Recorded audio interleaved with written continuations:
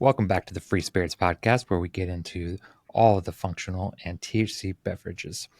We will explore the brand stories and operations that redefine how we relax, connect, and socialize. I'm your host, Lars Miller, here with my co-host, David Gonzalez. And before we get into it, a quick reminder, check out our YouTube channel, rate and review us on wherever you get your podcasts, and subscribe. It really does help us continue to grow. Joining us today is Kim Gamez, founder and CEO of Soberish, a marketplace revolutionizing how people discover and experience non-alcoholic and hemp-derived beverages.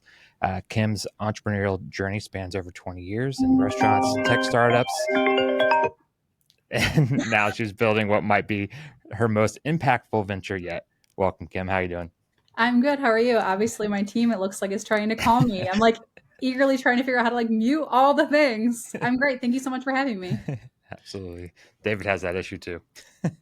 Yeah, I didn't realize people can still just keep pressing to get a hold of you, even though you're on work or silence, do not disturb. Apparently, you can get around that. But Kim, thanks so much for hopping on with us. It's been awesome to see the evolution of your journey over the past year. I remember talking to you maybe 9 months ago or so. It's been really awesome to see just the organic growth, the PR, the evolution of this marketplace. And so I wanted to set the stage for the listeners a little bit and talk about your entrepreneurial journey. So starting off with restaurants all the way to Mi Padrino to now Soberish. From your entrepreneurial journey, what sparked this initial idea for Soberish? Well, do you want me to go back and tell you a little bit about my background? Yeah, absolutely. Perfect. So, I've been an entrepreneur all my life. Like right out of high school, met my husband, fell in love with my little Mexican man, and we opened a restaurant of all things. I was only 20 years old. He was 25. We thought, how fun would it be to own a restaurant? And so we were able to buy this little hole in the wall old bar under a land contract. And then we just put our little bit of savings into running that restaurant. And then at the time, I didn't know what customer discovery was, but it's listening to your customers, giving your customers what they want. And so I didn't know one thing about owning a restaurant, but I did just listen to my customers. They're asking for this, let's do this. Coyote Ugly was cool. So I learned how to do bar tricks. And so we just did that. I loved on my staff because they were the ones making the food and the drinks. And so I'm like, if you treat your staff well, they stay and they do the thing. So we owned that restaurant. We took all of our money selling tacos and invested into real estate. So now we own around 100 and I think it's just under 150 properties in and around our town. Wow. Yeah. And then we owned another restaurant as well as a banquet facility. And it was about that time that I was helping my niece plan her quinceañera. So in the Hispanic culture, when a girl turns 15, they have these big parties. And I was like, why is there no resources for someone like me who's never planned one of these parties before online? And so did a little bit of research. And I'm like, there's this huge opportunity and nobody's playing in this sandbox. And I'm like, I've watched enough Shark Tank. I can probably raise money from investors. And that's what I did. I raised money from investors, built what was Mi Padrino. We went from, again, an idea to over 3 million users in 3 years. Wow. And ultimately, it was acquired by David's Bridal back in 2022. And with that, took this amazing opportunity to lead entrepreneurship and innovation at Michigan State University through their research foundation. And I was coaching companies. And I mean, if you've ever been a founder, if you're listening, if you're a founder, the founders hours are crazy. You're used to working all hours. And I'm like, what is this? I'm supposed to punch out at 4. So I got bored. And I hopefully my boss doesn't hear me, but I'm like, I needed something to do. And my husband agrees that I'm a better wife and mother when I'm busy. And so around that same time, my mom, who struggles with alcoholism, moved in with us. And I'm like, Mom, there's this Sober Curious movement. We should try these products. And I remember I found one and I'm like, Mom, this product has weed in it. And I was like, I am not a cannabis user. She's like, I used to smoke in my day. I'm like, TMI, I don't really care. I'm like, but we should try it. It'll probably taste bad. We'll probably end up being Stony Baloney and end up on the couch. But yeah, let's try them out. And I'm like, and I've been telling my teams at the university that they should be using this new app called TikTok. And I'm like, I want to learn how to make a video on there, not because I want any followers, but I need to at least be educated on this tool. Mm-hmm. So we posted a video of us trying Can. And I was like, level set, Mom, this is probably going to taste bad. We're going to get stoned. We're going to get the munchies. And after we had the drink, I was like, wow, like this actually tastes good. And then like an hour later, I was like, and I feel like I've had wine. Why is no one talking about this? And so that's kind of how the whole journey for Soberish started. But it was with that, like a couple of our videos ended up going viral. I mean, come on Mm-hmm. now. I was like drinking these drinks, getting like turning into a raging hyena with my mom. I mean, it's like all the recipe of like having a viral video. Mm-hmm. And I was like, I know I'm creating value for these brands. So it was like a year and a half ago, I threw up like a landing page. Like now with like my tech background, I'm like, I can track conversions and do all these things, and ended up like creating over $60,000 in revenue for the brands that we were talking about in 1 month. And I was like, Wow. well, holy shit, this is a business. This is not a hobby anymore. Damn it. Now I'm cursed by the entrepreneur bug. And I just like, I got to do it. So Mm-hmm. heads down, built what is now Soberish. Yeah, I think I talked to you in February of last year because I was like, what do you mean I can't just use any payment provider? Like, what is this? Like, don't they know I'm like a tax paying citizen? Yeah, I was like totally an outsider looking in. But yeah, we launched in February, like it's been a year. We launched in February and we grew organically, really just leaning into like social media, into the content that worked. And with my background in marketing, like not only on social media, but reusing that content on our website for like SEO and searchability. Mm-hmm. And yeah, we ended up doing $1 million in sales organically without ads last year. And Wow. yeah, we're really excited about what this year brings. So what was that moment during that process? Obviously, there's a little bit of customer discovery with your mom, I guess, being the customer in this case, and then working with some of these brands like Can. Was it that realization of saying, okay, $60,000 in revenue for these brands in 1 month? Was that the moment where you thought, okay, maybe this isn't a side project anymore? This is a full blown business opportunity? Or were there other signals along the way that verified your appetite to take that risk and say, I'm going to launch my own marketplace?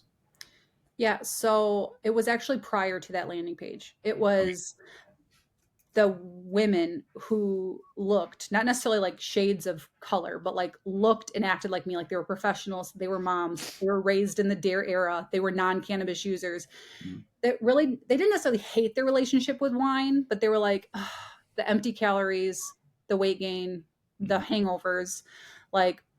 And so when they were watching videos of mom and I, like non-stereotypical like cannabis users, they're like, girl, they would even like publicly comment. They would DM us like, Right. so like, where can I get these products? Like, do they come in a discreet package? Like, will my husband find out? Like, will my kids find out? Like, how do you talk to your kids about it? And I'm like, there, after that happened again and again and again, I'm like, there needs to be a platform who's talking to the non-cannabis user between 35 and 45 who is just like me, Right. because there seems to be a hell of a lot of them out there.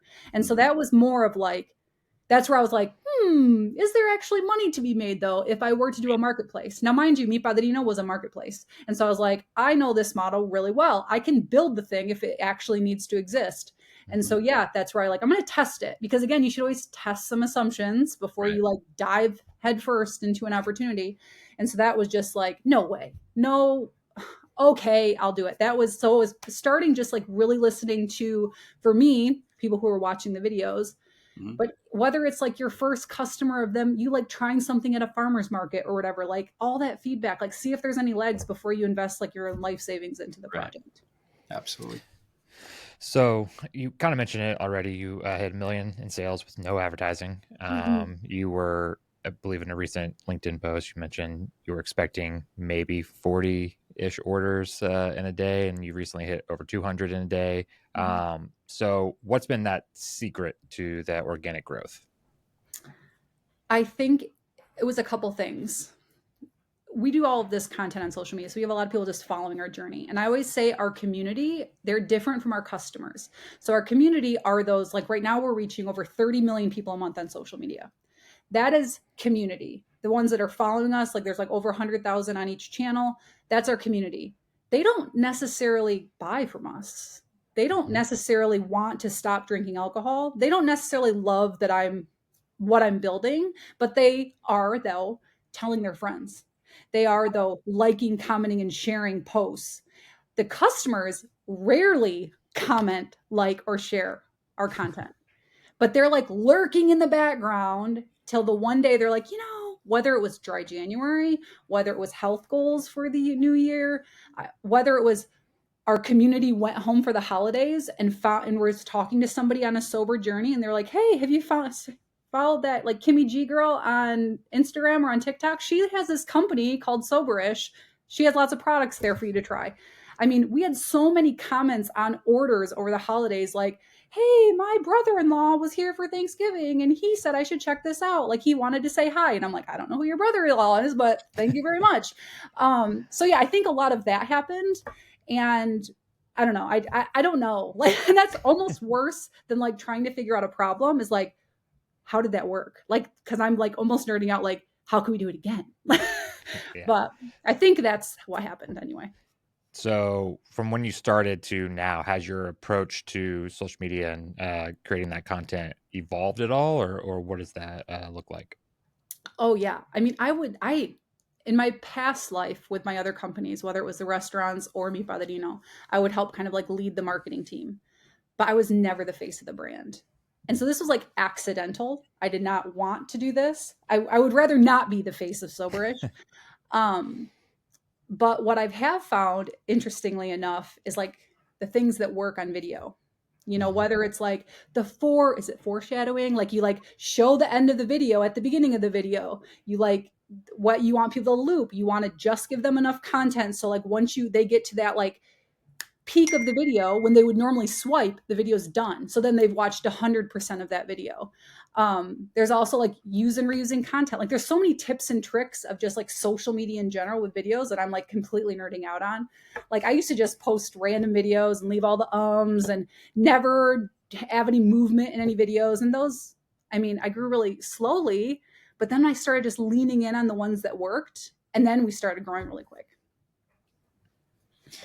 Awesome. I love that approach of it. It's basically, it's the entrepreneurial spirit to just observe what works and what doesn't, and then finding that feedback loop and just figuring out that methodology for, in this case, a little bit of virology, if you will. You found this model that can then lead to more impressions, more views. It's not just the same, people who post videos and it's just their friends who watch. You really found a formula to crack getting eyeballs, which is a marketer's dream.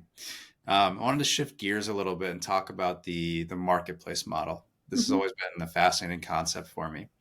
So, given that you have experience building a marketplace in the past, what has your approach been to curating products and brands for Soberish? There seems to be new brands that pop up every single day. So, what is your methodology to finding the right brand partners to feature on your marketplace? Well, it comes back to just like at the very beginning of this whole journey of us just trying products that Mhm. we would get. So after we started doing videos, brands would reach out, "Hey, can you try our product? Hey, can you try our product?" And some of the products were just straight garbage. I mean, between like the packaging to them like not even listing like milligrams on some of their packaging, or like it was like very discreet. Like I'd like really like I'm like, where is this like per serving? Is it like I don't Mhm. know. And I'm like, Yeah. as like we target a non-cannabis user, somebody Mhm. who is outside of this category. So we need to one, make sure that the very first beverage she puts to her lips is one, delicious because she is expecting it to taste like a skunk's ass. Two, no, seriously, like everyone is like, does it taste like pot? And you're Yeah, like, no. So I mean, some of them do, but they're not on our site. So sure. then it's, is it safe? Like, do they have all of their COAs and all the things that they're supposed to have, like their labs done? Mhm. And also, like, is it like a legit brand? Like, are these guys making it in their basement? I hope to God not. And so a lot, like, again, it came from that like initial that I was like, gosh, there is like an array of products that can be sold. And so I'm like, at first, I remember when we were talking about this, I'm like, I want like an Angie's list of like the products that we've tried, we recommend, that we like endorse almost. Right. Yeah. And so, and like, honestly, like cool people we want to do business with Mhm. because I mean, we're in this together. And so if you're, an asshole, like I don't need you on the platform. Like we have other brands that want to be a part of what we're doing. It's pretty cool. But for the most part, like the brands that we have partnered with have just like loved being on the platform. So we've tried to make it like a win-win scenario as well. Like I said, not only is our customer like like a partner per se, because they're like buying from us, but we also have to have the tech work seamlessly on the back end for these Right. brands to participate. So it's not like a headache from them. It's just like It's we have a another. yeah, it's just another model for them, and it's hopefully painless, and which, knock on wood, so far it has been. That's great. So I have two follow-up questions for that. The first one is, how do you balance your portfolio of products with, a non-alcoholic option versus something more psychoactive like a hemp THC product? What's that ratio look like, and how do you decide how to, I guess, kind of fill out the portfolio so it's not too one-sided or one or the other? Yeah, that's interesting because we have a lot of just the non-alcoholic spirits, wines, beers on the platform. But truth be told, you can go into like probably any Target, Right. CVS, Walmart and get these products. Mhm.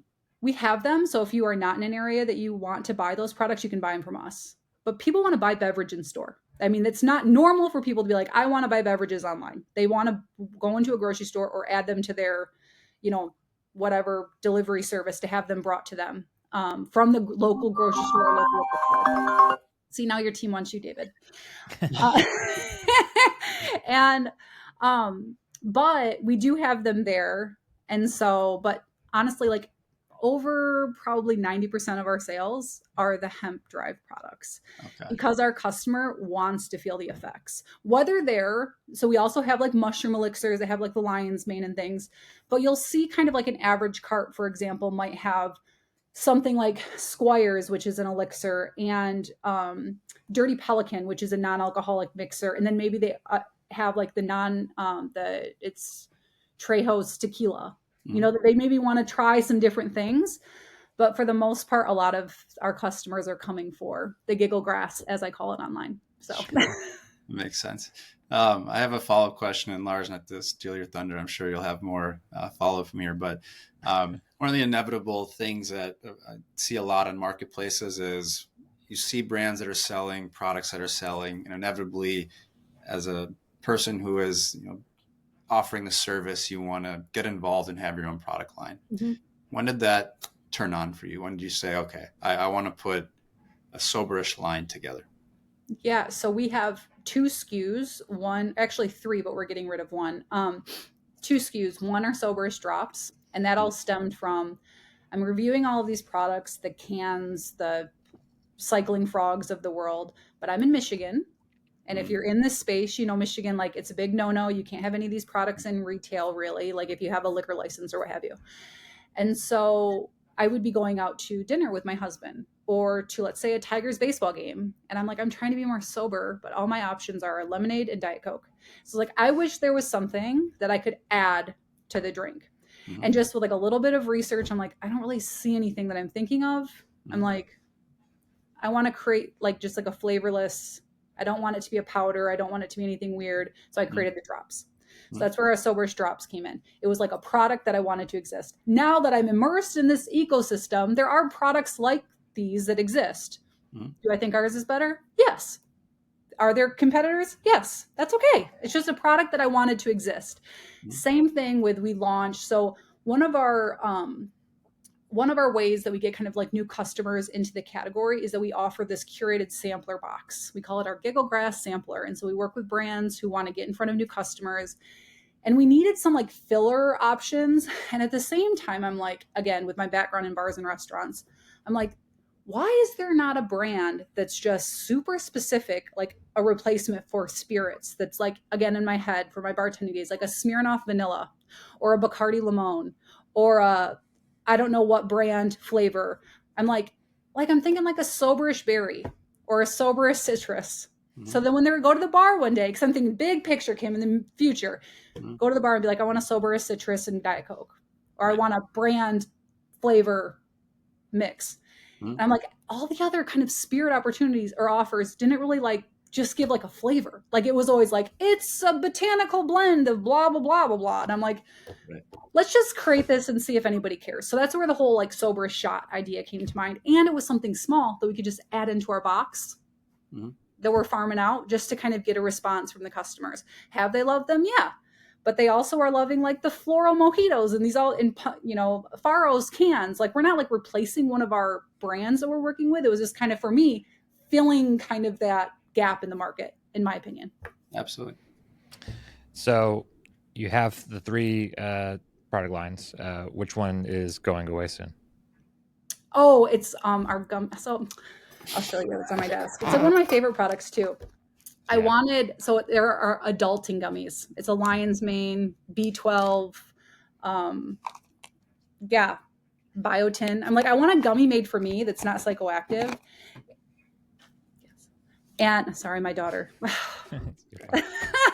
She's like, Mom, stop. But that is going away.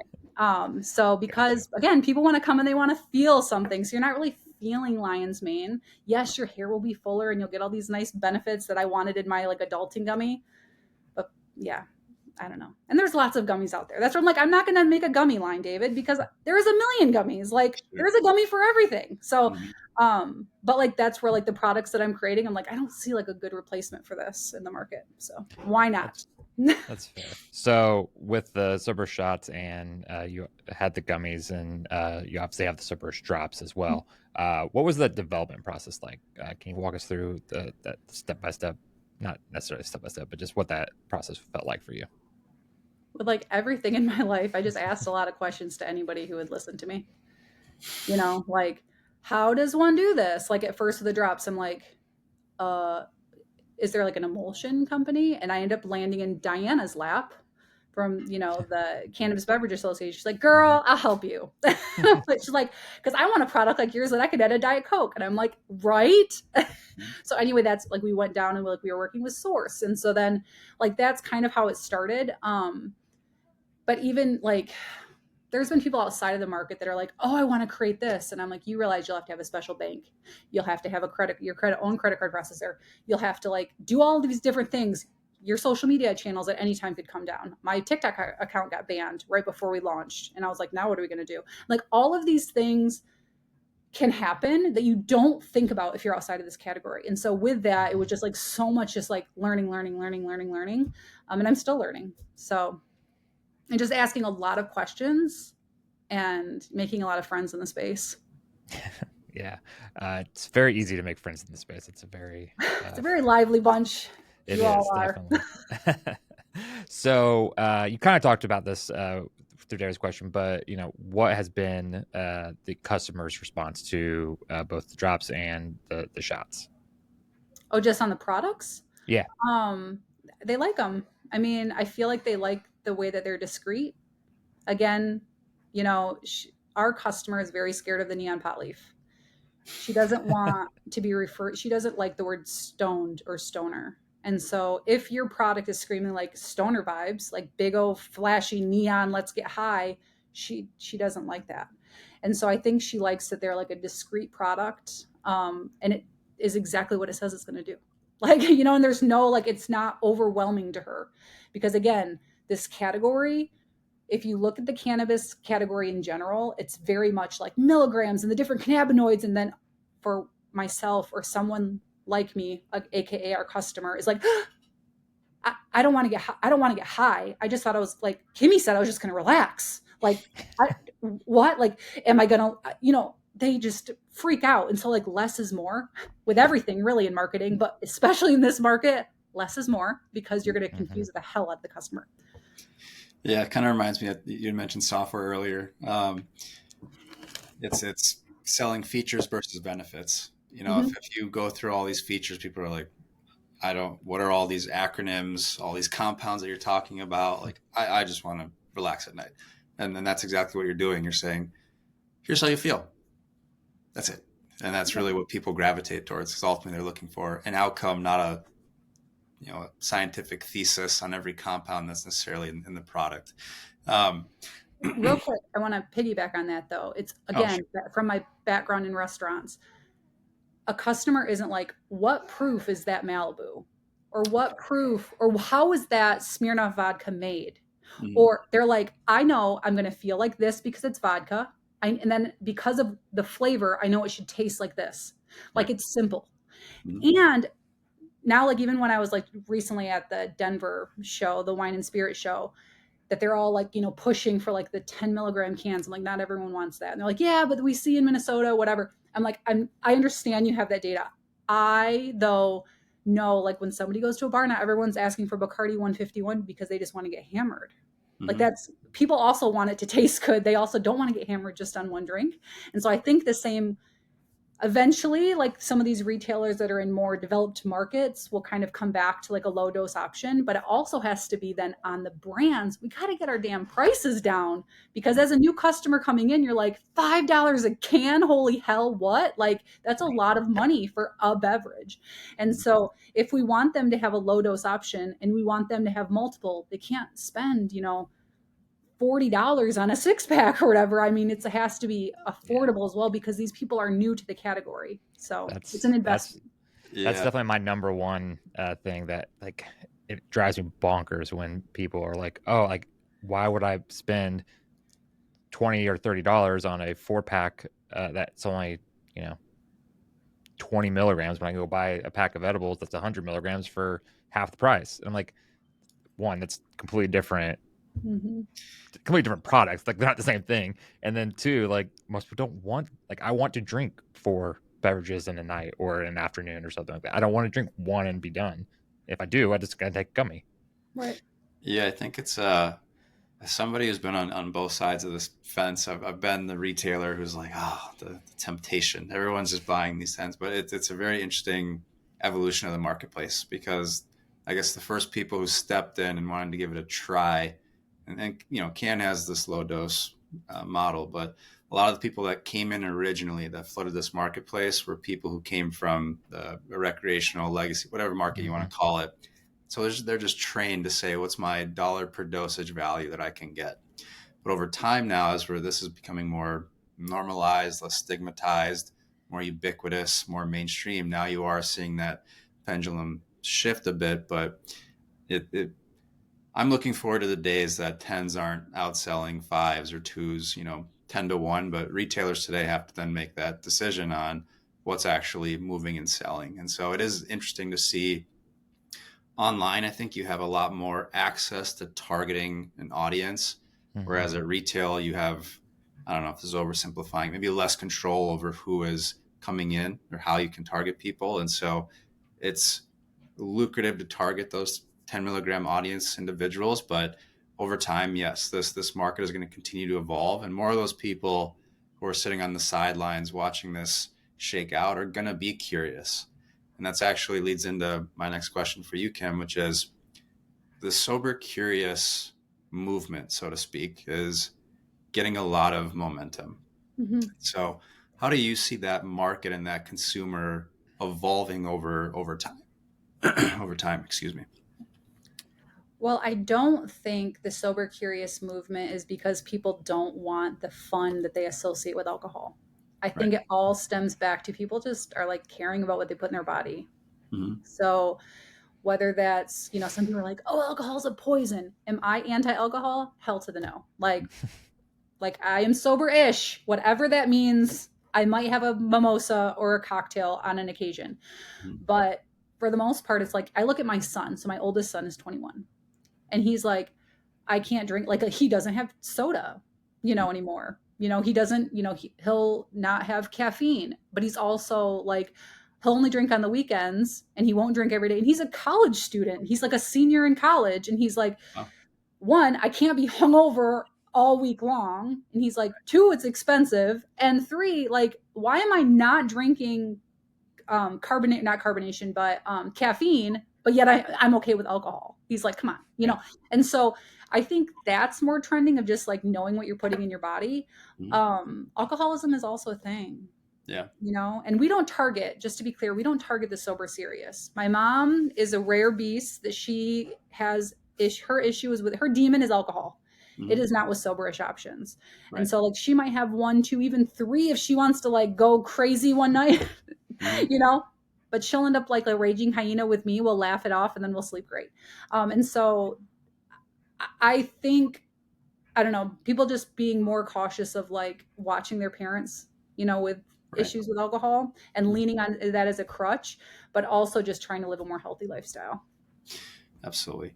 Um, and with that being said as well, I wanted to go in a little bit on some of the points you made. So obviously there's on a macro level, you're seeing a decline in sales across the board for the liquor industry. And that's particularly being impacted by, this younger generation. So I think you said it well. Your son's a senior, being hungover, trying to study, take exams, all that stuff. It just doesn't really work anymore. And even getting back to the previous point you two were making, if you look at the actual customer base, there are basically, because prices are so high for these products, they're kind of alienated away necessarily from buying them, because a college kid who's got $20, not going to blow it all in a 4-pack, it probably is going to choose something else. So you're seeing these rare shifts happen where the alcohol industry is declining, younger people are drinking less. Even talked about your mom and the trends that she's going through as well. So with this Soberish movement, what are the trends specifically that actually excite you as an entrepreneur? Maybe not just talking about how it's evolving, but what parts of those are actually exciting for you personally?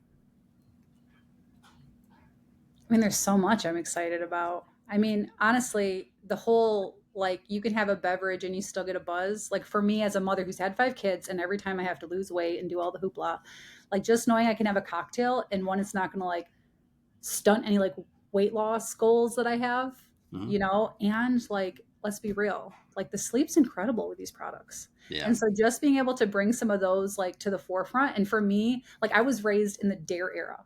So Right. like I am very much like say no to drugs and like how like even when I'm like with friends, I almost feel like I have to whisper all the time. I'm like, are you, Sure. are you feeling like I'm like I don't want to be like, are you feeling stoned? Like Yeah. like I'm like, we need a better word for this. Like Mm-hmm. Kim, use your marketing brain.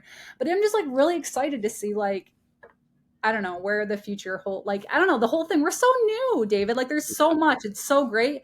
Am I scared to death of like the future of the industry? Like if direct to consumer goes away, then our model maybe is a little bit different. But like, am I super excited for one day somebody going into like any like bar and restaurant and having options Yeah. like this on the menu? Like how cool would that be? Right. So yeah. Yeah. Anyway. That insurance That for would, yeah. that Go would ahead. be phenomenal. Just having options, even if it's just not. I mean, I would love the THC drinks, but just having options from a non-alcoholic standpoint, besides my one token Heineken Zero beer, Mhm. would be phenomenal on a menu. But you've mentioned throughout here and on social media that you've built this with no outside investment. Mhm. What motivated the decision to build this with no investment? And then, with that said, would you consider taking investment in the future? That's such a great question. I may or may not have been getting courted by people recently, like hard, heavy courting. It's very, very nice to feel very popular. But so yeah, I actually started Soberish. So TikTok, when you have so many followers, you get a creator fund and they pay you for Mhm. views. So we had made like a couple $1,000s on this silly creator fund. And I was like, I think we can invest that in like all of the fees for our website and I'll just build it. So I haven't put one penny of my own money into this business. And last year we were very much in the positive. And so, um, do I need the capital? No. Do I see what investment could bring to a company with the right partners? Mhm. Like actual have like strategic investors? Yes, I totally see that. Um, but I haven't yet figured out the levers. So, for example, if I were to take outside investment, what would I do with it? Like right now, we just started testing ads. And so we're able Mhm. to acquire a customer for around $11. So part of me is like, Wow. how, like, if I took that money, AKA in Mr. Wonderful's terms, and put gas on the fire, Mhm. like how fast could that grow and how big could we be? I need to test that because I'm not sure that number will stay there. It might go up, it might go down. And so, could we do some efforts? Like, I would love to kind of lead the charge for on premise accounts, like being the voice to bartenders, to restaurants, giving them, again, just as my customer at the other end, like buying directly from Soberish, but can I give them an actual Soberish menu? Like to bring in the different canned options that they should bring, put together a Soberish cocktail list with brands that we recommend, like actually being that voice for on premise. So if one day direct to consumer goes away, then I'm still creating value for this category in other ways outside of just being Kim the influencer, which I hate that. Like I hate being called an influencer. I'm like, it's all part of my strategy. Like that's not just what I do. But yeah, I'm really excited about all of that. So I don't even remember your question. I'm like Rambling at this point. It was about the allure of taking outside capital. Is that Oh, no? yes. But But Lars, if you want to give me money, I mean, we can talk. it's Sounds good. always the strings attached. No, it's a good segue. So, Kim, you talked about being an influencer. Anybody who's actually been a face of the brand, it's a very uncomfortable place to be. You do it because it works to some extent. But tell me a bit about your team. Are there people behind the scenes that are helping you with this? Is this a one-woman show? And then if there is a team, how do you build a culture when there's, the focus is online? So it's just me. No, I'm just kidding. It is not just me. So I do have a team because I thought like I'm not doing this to like take over the world. I'm doing this to build something cool. And so, but I also don't like all the jobs. So I hired someone to help with, for example, like our Soberish brand has its own voice outside of like Kim Gamez on social media. Yes, there are some things we collab on, but for the most part, Soberish itself has its own brand identity. So I have somebody who manages that. Um, and I've learned this in my past life. Like I hire contractors Mm-hmm. so that and then they have goals. So like do this, you say you're going to do X, granted, I can be lenient, if you don't actually hit these goals, but for the most part, you need to be doing these things and have X results. And you learn a lot about someone when you're in that kind of relationship. And some of them, for example, my social media manager, I'm like, hell yes, you're here. You're part of the team. We've had other people that we've kind of brought in and out. And then I have like head of operations. I actually hired her as like a marketing intern, and it turned into like, okay, you might not be ready for the marketing side, but girl, you are organized. You can talk to brands. You do all this. So like, if you want to work with Soberish, you're going to talk to Kenzie on my team. She's a rock star. And so I've tried to empower her with tools and like leadership. But at the same time, I'm not there to micromanage my team. Right. So you need to ask for help. I need you to report weekly. I'm here if you need me, but I'm going to be hands off. You do, bring up, and it's like, but I'm also like working all the time. So if there's like an issue with a customer or with a product or with a brand that we're working with, like bring those to my attention. Let's like brainstorm how to work through it. But then next time, like you can handle this. And so I just really want to empower my people. Honestly, it stems back to like the restaurants. Like I'm not going to teach the cooks how to cook. I don't even know how to turn on the fryers. Like I had multiple restaurants and I'm like, I don't even know how to turn on a fryer. But like I don't need to be good at that. I have like understood, like I hire people in this, like right now we're running ads. So who did I call? I'm like, Jordan. For my last company, I'm like, right, want to come play together again? And I'm like, because I'm not great at this. I mean, I know how to do it, but I don't want to do it. Do you want to do it? Right. So it's just like really building a great team. Again, back to restaurants, because they will make or break you. And so, yeah. And just loving on your staff, like celebrate the wins. Honestly, celebrate the losses too. If you do something and it's an ultimate fail, go out to lunch and be like, damn, that sucked. What did we do wrong? Let's not do that again. But not like, why did this happen? No, like, okay, it failed. Let's try something else. But what did we learn from this? So fail fast and learn. Yep. So looking ahead, you've set some pretty ambitious goals for 2025. Shark Tank, Oprah, 100,000 customers. What is the vision for these goals specifically? Like what made you set those as the goals? Well, those goals specifically were just to call out on social media and get on the radar for these people. Duh, Lars, do you not see right through my strategy? Do I think I'm going to be on Oprah? No, but if somebody on her team saw that and was like, who is this Kimmy girl? We should talk to her. Bonus. So big high level, we wanted to obviously reach, 100,000 customers. If I can put numbers behind it, I mean, we're on track to do like 3 million this year. I mean, granted, we're only a month in or whatever, but maybe that could be 5. I don't know. Honestly, I want to just continue to bring new, people into the category and then have them love Soberish and want to continue to be our customer. And so if we can do that and introducing them to new brands, but also on the brand side, if we can bring a new customer to you to try your product and then they're, a customer for you for life or whatever, then great. That's a win-win. Is the 100,000 customers 100,000 unique or 100,000 total? Total. Nice. Mm-hmm. Very cool. So Kimmy, I have a final question for you. So you've had experience with successful exits before. Mm-hmm.